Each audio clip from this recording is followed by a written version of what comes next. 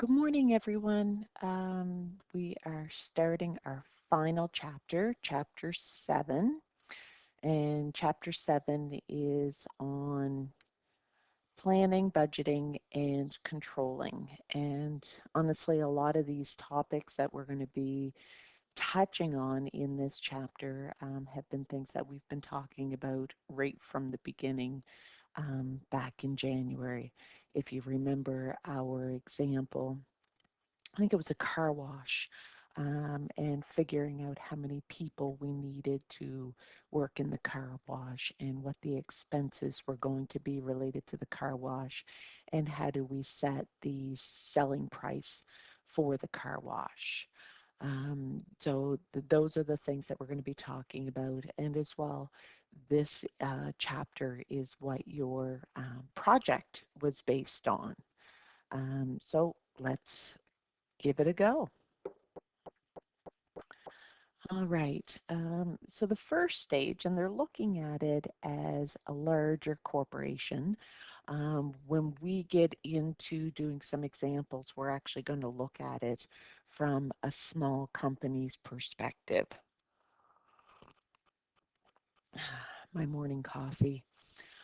So from a corporate level, of course you have to plan, right? You need to know what you're expecting to happen in your organization, anticipate, right? What is the economy doing?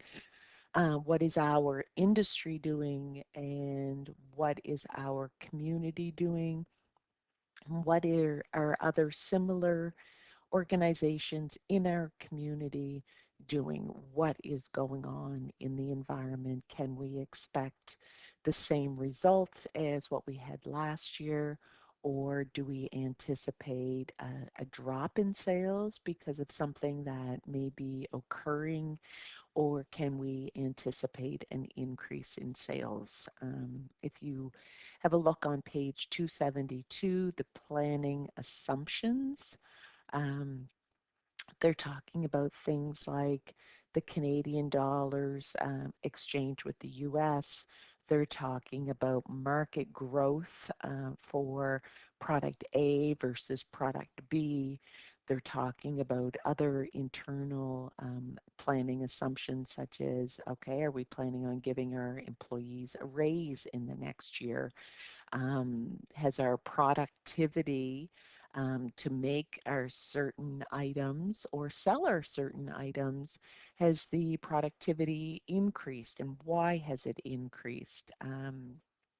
Whatever we're making, maybe we're making coffee. Has the I know I always revert to coffee, don't I? Have the raw materials or the coffee beans. Maybe we roast coffee. So has our source of coffee beans, has that raw material increased?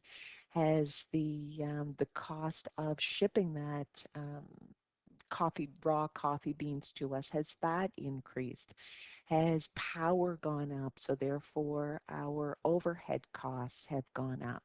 And again, I'm looking on the bottom of page 272 at some of the assumptions that they're referring to. So all of those need to be taken into consideration when we're looking at planning, budgeting, and financial projections for our organization, right? We need to know what all of those planning assumptions are in order to create the budget and make the business plan. And then the controlling part is, okay, what did we expect to happen? And comparing that to what actually has happened, and see if we were off track or if we were right on with our assumptions, or what has happened in the economy that has been completely out of our control that we did not plan for. Okay, so the planning process in many of your courses, I'm sure you have looked at SWOT. Um, So the decisions around our strengths, weaknesses, opportunities, and threats. what our goals are and how we're going to put those goals into a plan and actually then implement that plan. How are we going to reach our goals? And then how did we make out with reaching our goals? Were we able to reach them?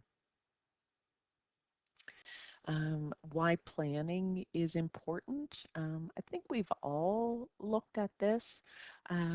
Goals are easier to reach once we put a plan in place. It's wonderful for us to think, oh, I'd love to finish a BA diploma at NSCC, but unless you put a plan in place to reach that goal, it's not going to happen. And I think all of you have put a plan in place and are in the midst of implementing that plan.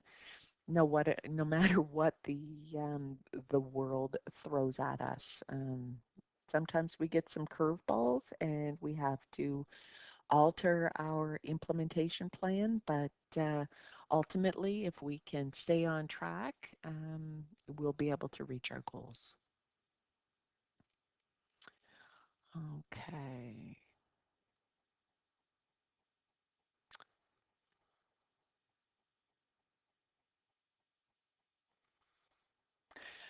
When we're in our midst of planning, a couple of things we need to look at are known as performance indicators. And that would be whether or not an organization, or even ourselves for that matter, when we're pursuing our own goals, we need to look at efficiency and effectiveness. How efficient were we? As in using the resources the right way and doing the right thing. Effectiveness is the goal achievement and again, doing the right things. So as you can see in this chart, if we have low efficiency, we're pursuing the wrong goals and wasting resources. High efficiency, pursuing the wrong goals, but not wasting our resources. And that's when we have low effectiveness.